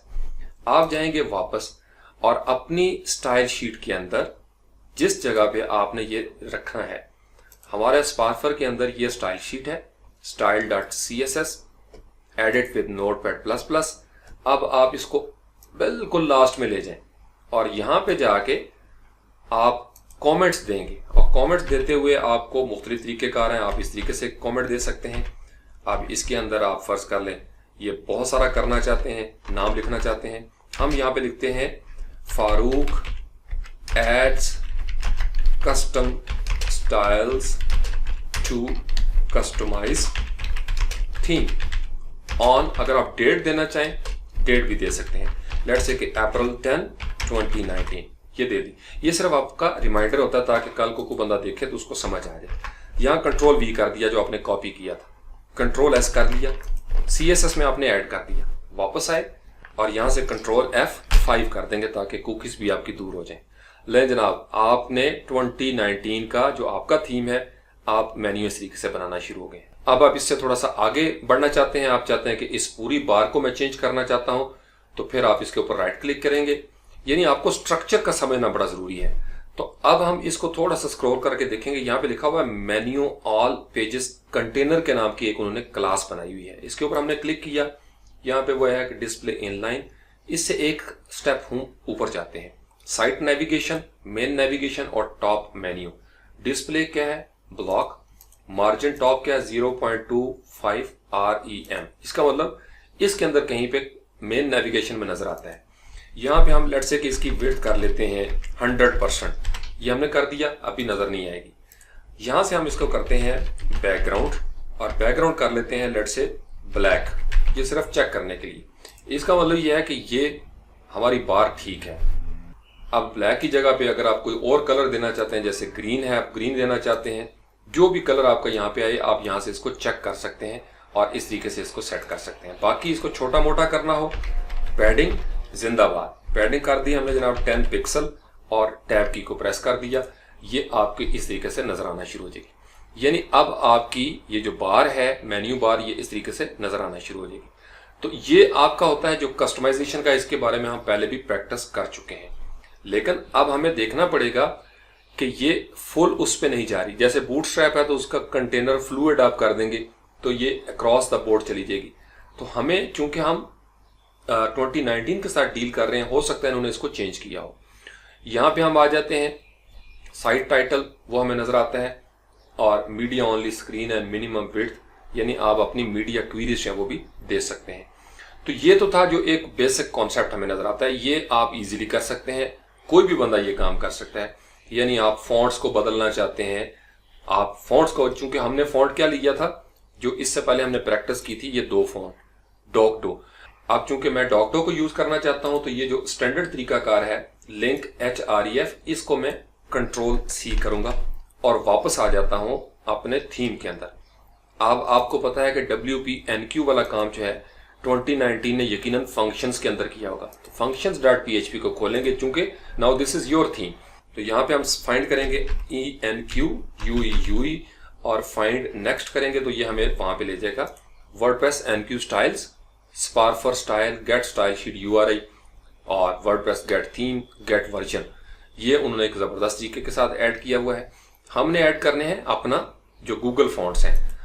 अब यहाँ पे हमने गूगल फॉन्ट्स को एनक्यू करना है, तो उसके लिए हम यहाँ पे WP_ENQUEUE_स्टाइल करेंगे और उसके बाद आप देंगे पैरेंथेसिस 2 दफा। इस पैरेंथेसिस के अंदर आप नाम रखेंगे गूगल फॉन्ट्स के हवाले से, जो भी कस्टम नाम आप देना चाहते हैं। तो लेट्स से कि हम यहाँ पे लिखते हैं Google-Fonts, ताकि हमें याद रहे कि यहाँ पे हमने गूगल फॉन्ट्स ऐड किए थे। थोड़ी सी स्पेस दी। अब इसके अंदर रहते हुए आप कॉमा दे के वो जो आपने URL दिया था उसको आप पोस्ट्रॉफी के अंदर 2 पोस्ट्रॉफी में कंट्रोल V कर देंगे, क्योंकि फॉन्ट्स आपने वहां से ले लिए। अब आप आएंगे बाहर और बाहर आने के बाद यहाँ पे आप इसको सेमीकोलन दे देंगे। ये काम आप सीख चुके हैं ऑलरेडी कि हमने सिर्फ फॉन्ट्स इतने चेंज किए। अब हम आएंगे वापस, अभी फॉन्ट्स यहाँ पे ऐड नहीं हुए क्योंकि हमने CSS में नहीं दिया। अब CSS में कैसे देंगे?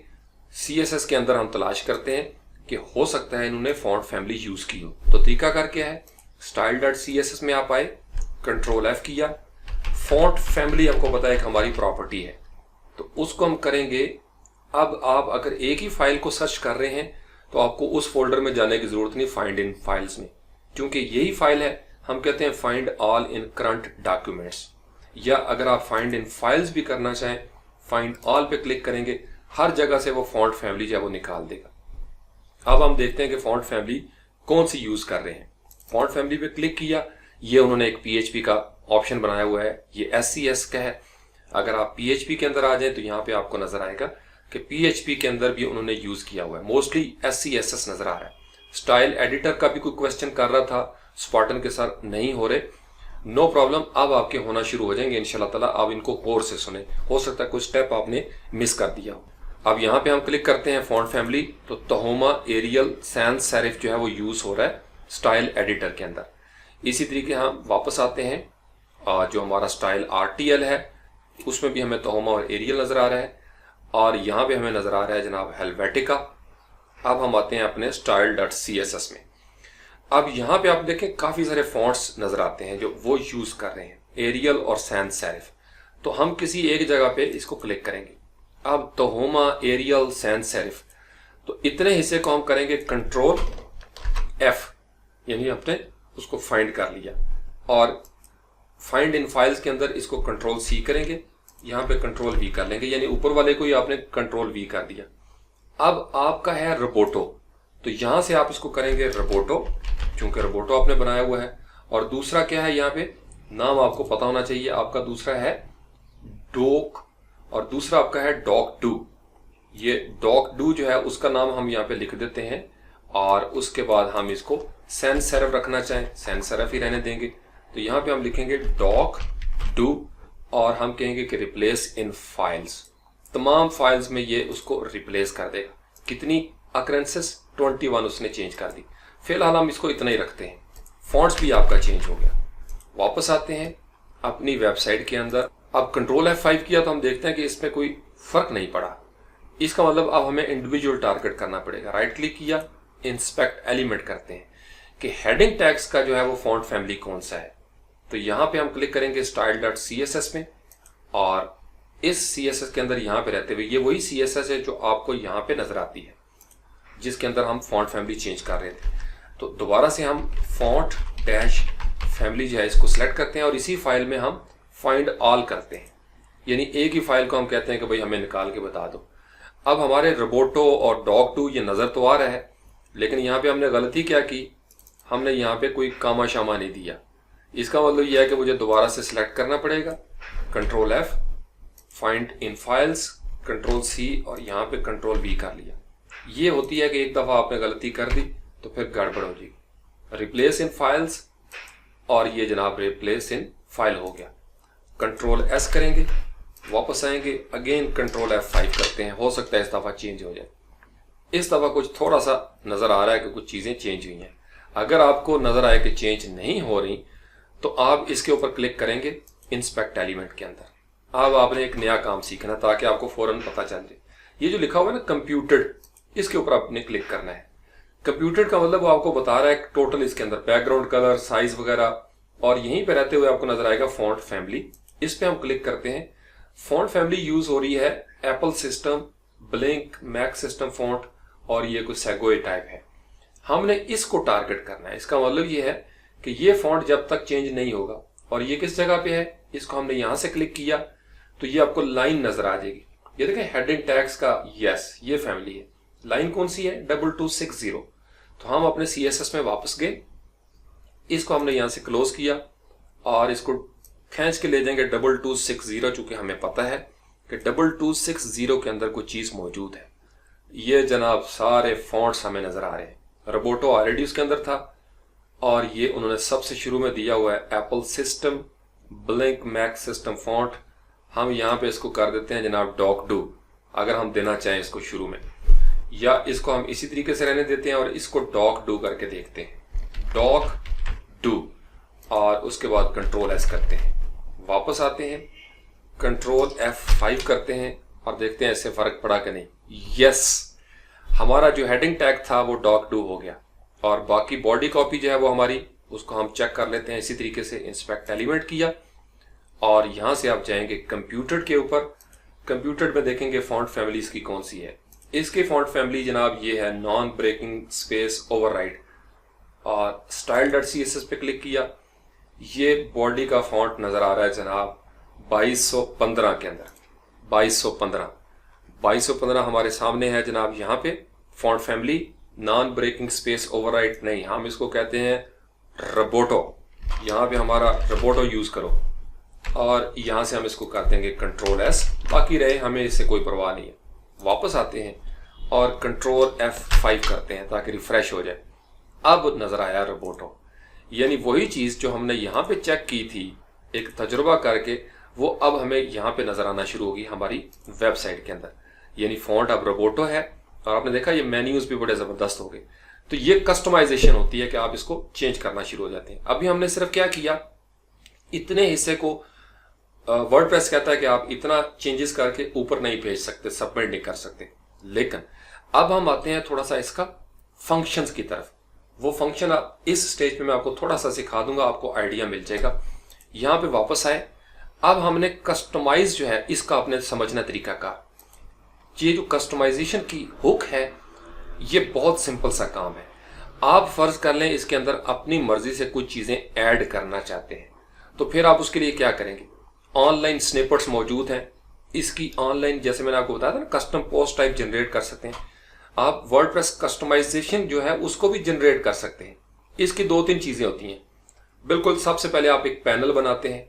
पैनल, ये जैसे आपको पैनल नजर आ रहा है, उसके अंदर एक सेक्शन होता है, सेक्शन के अंदर सेटिंग्स होती हैं। ये 2-3 काम आपने करने होते हैं और इसको हुक करना होता है WP कस्टमाइज के साथ। API है और वो क्या करेगा, यहां पे रहते हुए आप इसको चेंज कर सकते हैं। अब वर्डप्रेस ने ये पहले से यूज किया हुआ है 2019 में, उसको सर्च करना हो तो उसके लिए क्या है, हम वापस जाएंगे, यहां से अपनी एक फाइल में वापस जाएंगे, कंट्रोल F करके यानी फाइंड करेंगे। और फाइंड आपने करना है WP और यहां से आप करेंगे अंडरस्कोर कस्टमाइज। ये आपने लफ्ज यूज करना है, WP underscore customize, find in files, find all. इसके शुरू में वेरिएबल नजर आता है। ये किस जगह पे है, इन्होंने अलग एक फाइल बनाई हुई है customizer.php। इसका मतलब हम यहां पे जाएंगे इंक्लूड के फोल्डर में और customizer.php के अंदर चले जाते हैं। ओके, इंक्लूड का फोल्डर है जनाब यहां पे और ये है customizer.php। एडिट विद नोटपैड कर लेते हैं और यहां से इसको खींच के थोड़ा सा नीचे ले आते हैं।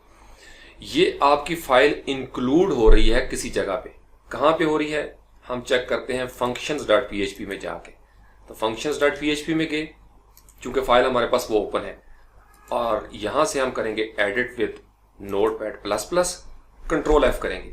किसको हमने फाइंड करना है? इंक्लूड का फोल्डर है और उसमें है customizer.php, फाइंड नेक्स्ट, क्योंकि इसी फाइल में हमने करना है।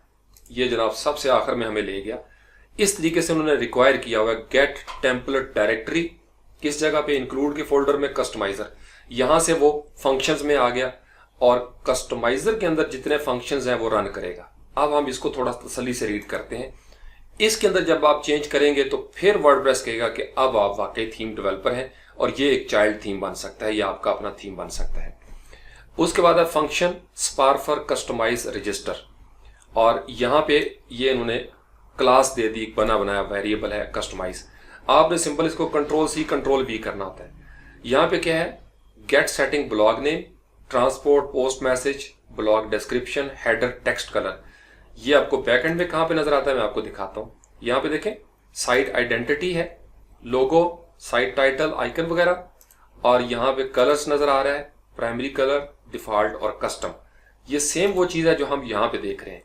इफ इज सेट, अगर सेट हो क्या चीज? सिलेक्टिव रिफ्रेश, तो आपने इसको रिफ्रेश करना है। ऐड पार्शियल ब्लॉग नेम, अरे उसके अंदर बनाई उन्होंने सेलेक्टर, क्लास का नाम दे दिया, ए दे दिया जो उसका लिंक है, और स्पार्फर कस्टमाइज पार्शियल ब्लॉग नेम, ये उन्होंने किया। उसके बाद क्या है? रिफ्रेश करना है पार्शियल सिलेक्टर, और ये काम कर दिया। प्राइमरी कलर जो हमें नजर आता है वो उन्होंने यहाँ पे बनाया हुआ है। इसी तरीके से नीचे आप देखें तो यहाँ पे लिखा हुआ है प्राइमरी कलर, और उसमें डिफॉल्ट क्या है? डिफॉल्ट। अगर आप इसका नाम चेंज करना चाहें, लेट्स से कि प्राइमरी कलर की जगह पे मैं यहाँ पे लिख देता हूँ स्पार्टन्स कलर, कंट्रोल-S किया, बैकएंड पे आता हूँ, यहां से करूंगा इसको रिफ्रेश। जब रिफ्रेश करूंगा और कलर्स के अंदर जाऊंगा तो यहां पे आपको नजर आएगा स्पार्टन्स कलर। इसका मतलब यह है कि हम सही फाइल में पहुंचे हैं और वो चीजें हमारी निशाने पे लग रहे हैं, हमारे सारे तीर जो हैं। अब आप इसको वापस कंट्रोल-Z करके प्राइमरी ही रहने देते हैं, कंट्रोल-S कर लिया। यानी अब आप यहां से अपनी मर्जी के कलर्स जो हैं वो देंगे, जो भी आप देना चाहते हैं। यहाँ पे उन्होंने दिया हुआ एक अरे बनाई हुई है, प्राइमरी कलर ह्यू डिफॉल्ट 199, चूंकि ऑलरेडी इसके अंदर काम हो गया है लिहाजा हमें मजीद इसमें जाने की जरूरत नहीं। इसका मतलब यह है कि अब हम अगर कोई फंक्शन ऐड करना चाहेंगे तो वो सारे हम इसके अंदर ऐड करेंगे। वो चेक बॉक्स हो सकता है, या फर्ज कर लें, चले एक और तरीकाकार मैं आपको दिखाता हूं। यहां पे हम आ जाते हैं wordpress.org में, और इसको हमने एंटर कर दिया। थीम्स के ऊपर आप क्लिक करेंगे। अब मैं आपको बताऊंगा किसी और थीम से कोई चीज आपने लेके किस तरीके से अपने चाइल्ड थीम में लेके आनी है। यहां पे हम जाते हैं, सबसे पहले चलें पॉपुलर को देख लिया, ओके पॉपुलर को देख लेते हैं जनाब। पॉपुलर थीम्स के अंदर ये असेंशन नजर आ रही है, चलें इसी को हम डाउनलोड कर लेते हैं जनाब। आप डाउनलोड करके ये हमारे पास उसी फोल्डर में आ जाएगा। ये सिर्फ हम स्टडी करने के लिए, शो इन फोल्डर, इसको आप राइट क्लिक करेंगे, 7-zip एक्सट्रैक्ट कर लेंगे। इसका मतलब यह है कि अब आपने इसके अंदर क्या तलाश करना है? आपने कस्टमाइजर तलाश करना है, और ये यकीन किसी का चाइल्ड थीम है। तो एसेट्स के अंदर हम जाके देखते हैं, इमेजेस हैं, ओके। यहां से इसका मतलब फंक्शंस में कुछ होगा, एडिट विद नोटपैड++, ये चाइल्ड थीम वर्जन है, ओके। किसका है? Primer child version. यहां पे हम कस्टमाइज का चेक करते हैं, हो सकता है इन्होंने बनाया हो WordPress_कस्टमाइज, चूंकि ये लाजमी चीज है, और फाइंड ऑल इन, ओके इसमें नहीं है। तो हम क्या करते हैं, इसका कोई ऐसा थीम हम, ये ओशन वर्डप्रेस, इसका किसी ने हवाला दिया था, ओके इसको डाउनलोड कर लेते हैं जी। ये एक अच्छा थीम है, इसकी मार्केट में अच्छी रेपुटेशन है, इसको चेक कर लेते हैं। शो इन फोल्डर, इसके अंदर चेक करते हैं जनाब। राइट क्लिक किया, 7-zip एक्सट्रैक्ट, थक तो नहीं गए। यहां से हम क्या करेंगे, इसको ओशन वर्डप्रेस के अंदर हम जाएंगे, सेम वही तरीकाकार होता है। अब हमें पता है नॉर्मली ये होता है इंक्लूड के अंदर या फंक्शंस में, तो हम डायरेक्ट इसके अंदर जाते हैं, INC, ये बना हुआ है कस्टमाइजर, इन्होंने अलग फोल्डर बनाया हुआ है, चूंकि अच्छा थीम है, ज्यादा काम किए हुए। सेटिंग्स, कंट्रोल्स, कस्टमाइजर.php, कस्टमाइजर हेल्पर्स, इन्होंने थोड़ा सा अलग अलग क्लासेस बनाई हुई हैं। इसको राइट क्लिक कर लेते हैं, एडिट विद नोटपैड++। अब इसमें उन्होंने वही क्लास ऊप वाला काम था, मुझे अंदाजा था कि यही किया होगा। ऐड एक्शन कर लिया, ये चूंकि रजिस्टर करना पड़ता है, ये वो हुक है जिसके ऊपर हमने इसको लगाना होता है। पब्लिक फंक्शन सारा कुछ, यहाँ से कंट्रोल टाइप कर लें और इसी तरीके से आगे उन्होंने फाइलें, कौन सी फाइल यहाँ पे चाहिए होगी, यानी इन्होंने थोड़ा सा अलग एक स्टाइल जो है वो दे के उसी तरीके से काम वही किया, उसी एपी कॉल किया उन्होंने। जैसे यहाँ पे कस्टमाइजर फाइल्स अरे क्या है, जनरल, टाइपोग्राफी, टॉप बार, header, block, side bar, footer, widgets, वो पूरे पैनल्स बन जाएंगे। फिर उनके अंदर सेक्शंस होंगे और सेक्शंस के मुताबिक फिर सेटिंग्स होंगी। तो इसका मतलब हमें 1 बाय 1 उसको देखना पड़ेगा। तो ये थोड़ा सा एडवांस काम है। इसका मतलब इसको कॉपी करने के लिए हमें बहुत सारी फाइलें कॉपी करना पड़ेगी। हमें वो थीम चाहिए इस वक्त जो बिल्कुल functions.php के अंदर हो। तो उसके लिए हम ये नेव को भी देख सकते हैं। ओके, ये चेक करते हैं जनाब, फ्यूचरियो, ये फ्यूचर के हवाले से है जी। लेट्स से यहाँ पे गए शो इन फोल्डर, और ये मैं आपको इसलिए दिखा रहा हूँ सारे कि मैं चूंकि देखता रहता हूँ जब फारिग होता हूँ, तकरीबन हर दूसरे थीम ने जो रिपोजिटरी के अंदर पड़ा हुआ है पहले वाले थीम से ही इंस्पिरेशन ली है और उसमें थोड़ा सा एडवांस कर लिया। तो अभी मैं आपको सिर्फ वो दुनिया दिखा रहा हूँ। इंक्लूड में जाते हैं, अगर यहाँ पे मौजूद है, या लाइब्रेरी में कस्टमाइजर है जी, यहाँ पे नजर आ रहा है कहीं पे नहीं है। ओके, इसका मतलब यह है कि हम जाएंगे functions.php में, इसको ओपन कर लेते हैं, कंट्रोल F, ये ऑलरेडी लिखा हुआ है find all in current document, और इसके अंदर ये मौजूद ही नहीं है। ये तो बुरी बात है। तो फिर हम क्या करें, हम वक्ती तौर पर क्या करते हैं, कस्टमाइज के अंदर जाके इसको बंद कर देते हैं और यहां से रहते हुए हम थीम को तलाश करते हैं। थीम्स के ऊपर क्लिक किया। अब आपने ख्याल रखना है कि आप यहां से रहते हुए कोई थीम जो है वो देखेंगे ताकि हमें तलाश करने में आसानी हो। तो हम यहां पे लिखते हैं लफ्ज कस्टमाइजर। कस्टमाइज का लफ्ज आपने लिखा तो आपको बहुत सारे थीम्स जो है वो नजर आएंगे। आप यहां पे भी सर्च कर सकते थे कस्टमाइज के हवाले से, लेकिन मैंने कहा कि ये आपको थोड़ा विजुअल जो है वो बड़ा नजर आ जाएगा इस तरीके से। ये थीम है जनाब एलेक्सर। ओके, एलेक्सर को चेक करते हैं। एलेक्सर यहाँ पे लफ्ज लिखा और एंटर कर देंगे। ये थीम हमारे सामने मौजूद हुआ, इसको भी डाउनलोड कर लिया।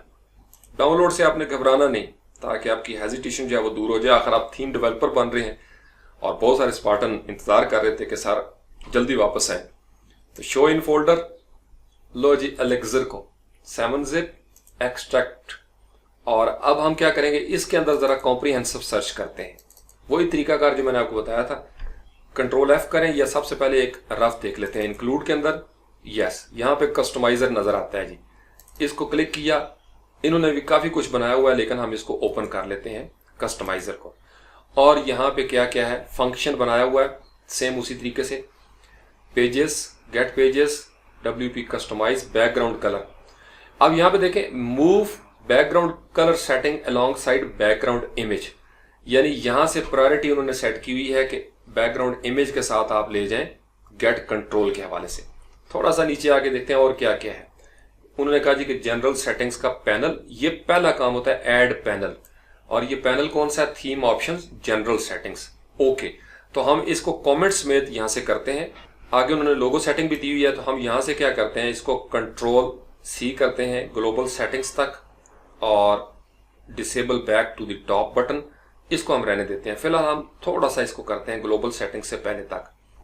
तो इसको जनाब कंट्रोल-C किया, और यहां पे हम क्या करेंगे, कंट्रोल-V कर लेंगे। चूंकि इसके अंदर टेक्स्ट डोमेन है तो हम करेंगे कंट्रोल-F, और बल्कि इसको एलेक्सर को यहां से कंट्रोल-F करते हैं और इसको रिप्लेस कर लेते हैं एक ही फाइल के अंदर स्पार्फर के साथ। रिप्लेस ऑल, बूम, इसने 12 जो है यहाँ पे चेंज कर दिए।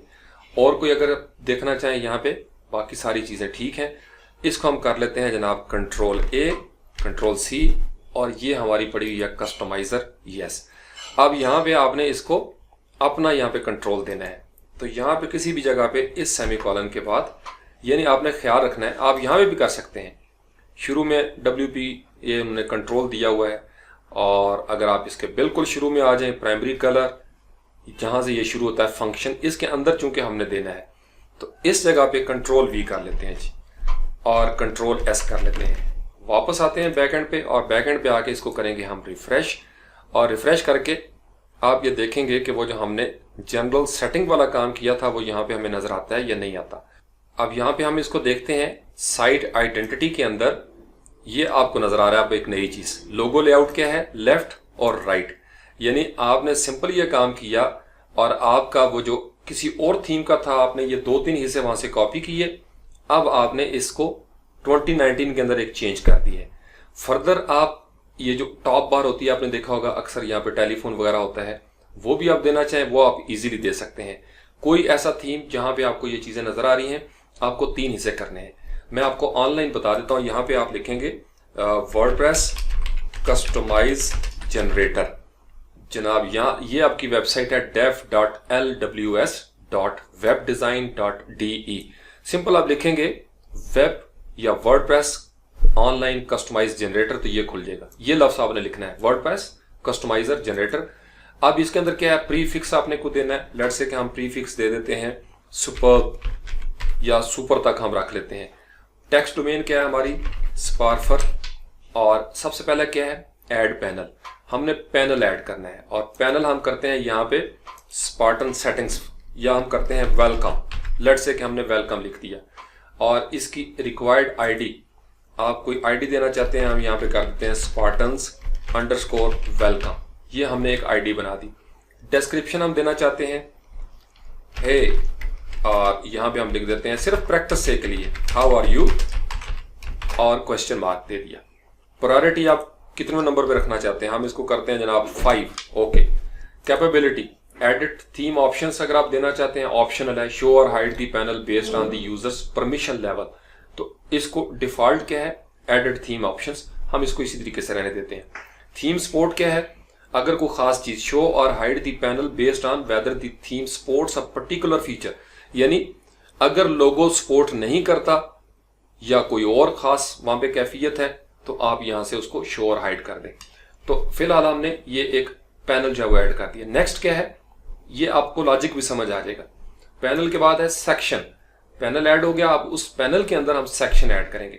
जैसे यहाँ पे हम लिखते हैं, फर्ज कर लें ऐड न्यू सेक्शन, और इसका हम नाम रखेंगे स्पार्टन्स अल्फा। ऐसे एक सेक्शन हमने बना दिया और इसकी आइडिया बना देते हैं Spartans_alpha, और डिस्क्रिप्शन हम देना चाहते हैं एनीथिंग, जो भी आप लिखना चाहें। और इसका पैनल कौन सा है, जैसे आपको पता है कस्टम में भी हमने लूप दी थी, उनको आपस में मिलाया था। प्रायोरिटी आप सेट करना चाहते हैं, कौन सी प्रायोरिटी है, डिफॉल्ट 160 है, आप इसको 10 कर देते हैं लेट्स से। बाकी कैपेबिलिटी वगैरह, थीम सपोर्ट, डिस्क्रिप्शन, हिडन, ये हम इसको रहने देते हैं। अब हम अगर और ऐड सेक्शन करना चाहें तो हम ऐड न्यू सेक्शन पे क्लिक करेंगे, वरना हम चले जाएंगे third step, add new settings का। अब सेटिंग्स के अंदर क्या है, यहाँ पे हम क्लिक करेंगे ऐड न्यू सेटिंग्स में, और सेटिंग्स का टाइटल क्या है, यहाँ पे हम लिखेंगे स्पार्टन्स विजन। ये सिर्फ रफ सा मैं आपको बता रहा हूँ। यहाँ पे हम लिखेंगे जनाब Spartans_vision, और सेक्शन यहाँ पे कौन सा है, आप जो ही आपने क्लिक किया, लेट्स से कि आप यहाँ पे कोई थीम्स के हवाले से करना चाहते हैं, कलर्स के हवाले से करना चाहते हैं, header image only when enabled, तो हम यहाँ से कलर्स को लेते हैं। अब सेक्शन कौन सा होगा, यहाँ पे रिक्वायर्ड क्या है, slug ID of this section belongs to. अब हमारे पास कौन सा है, हमने कौन सा सेक्शन बनाया था यहाँ पे शुरू में स्पार्टन के हवाले से, यहाँ पे हम क्लिक करके भी देख सकते हैं। हमारे पास मौजूद है Spartans_alpha, कंट्रोल C किया, सेटिंग्स में आ जाते हैं, और यहां से हम इसको सिलेक्ट करेंगे सेक्शन स्पार्टन्स अल्फा। डिस्क्रिप्शन कुछ देना चाहते हैं, हम इसको लोरम इप्सम कर देते हैं जल्दी जल्दी। बाकी फील्ड टाइप क्या है, टेक्स्ट है, नंबर है, ईमेल है, या क्या देना चाहते हैं। चूंकि ऊपर से हमने सिलेक्ट किया हुआ है कलर, तो हम फर्ज कर लें कि उसकी जगह पे कोई अपना HTML देना चाहते हैं, हेक्स वैल्यू देना चाहते हैं, तो हम इसको टेक्स्ट ही रहने देते हैं। या अगर आप इमेज अपलोड करना चाहते हैं, ओके, अपलोड के ऊपर क्लिक कर दिया। जब ये सारा काम आपका हो जाए, अभी और चीजें हमने नहीं की, गेट योर कोड, ये आपको क्या करेगा, जनरेट योर कोड का बटन आ गया, हमने इसको जनरेट किया जनाब, लें जी, और उसके बाद आपने यहां से इसको कंट्रोल C करना है, और उस जगह पे आप कर देंगे अपने कोड के अंदर जो कस्टमाइजर है कंट्रोल V, और ये आपका डेमो है वो नजर आना शुरू हो जाएगा। तो इसकी फिलहाल प्रैक्टिस करें। ये आपको आज को थोड़ी सी नई चीजें जो है वो समझ में आ गई होंगी। ये आपका अभी आपने किया सिर्फ कस्टमाइजेशन के हवाले से, और आपने एक थीम को मुकम्मल तौर पर हैक करने की कोशिश की है। फिर आप इसके अंदर जो तमाम टास्क इससे पहले मैंने आपको 4-5 करवाए थे, जिसमें हमने विजेट्स बनाई थी, साइड बार बनाई थी, अब आपने उनकी फाइलें बना के इनको लूप देनी है और इसकी प्रैक्टिस करनी है कि ये जो थीम है ये आपका थीम बन गया। आप इसकी CSS को चेंज करें, आप इसमें बूटस्ट्रैप ऐड करना चाहते हैं वो भी कर सकते हैं।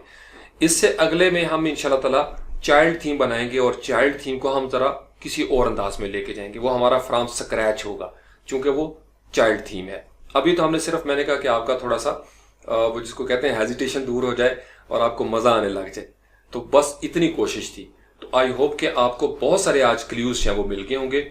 नोटपैड प्लस प्लस कैसे यूज करना है, किस तरीके से किसी थीम को यूज करना है, ये ऑनलाइन मैं आपको बता रहा हूँ बड़ी जबरदस्त कस्टमाइजर के हवाले से है। वर्डप्रेस कस्टमाइजर जनरेटर, जैसे कस्टम पोस्ट टाइप का मैंने आपको बताया था, ये भी यूज करें, इससे आपको बड़ा जबरदस्त आ जाएगा। इसके बारे में आप पढ़ भी सकते हैं। अबाउट पे क्लिक करेंगे, add a general prefix, panels, sections, settings, ये स्टेप है कस्टमाइजर का। ये अगर आपको स्टेप्स याद रह गए आपके लिए बड़ा आसान हो जाएगा। Thank you very much.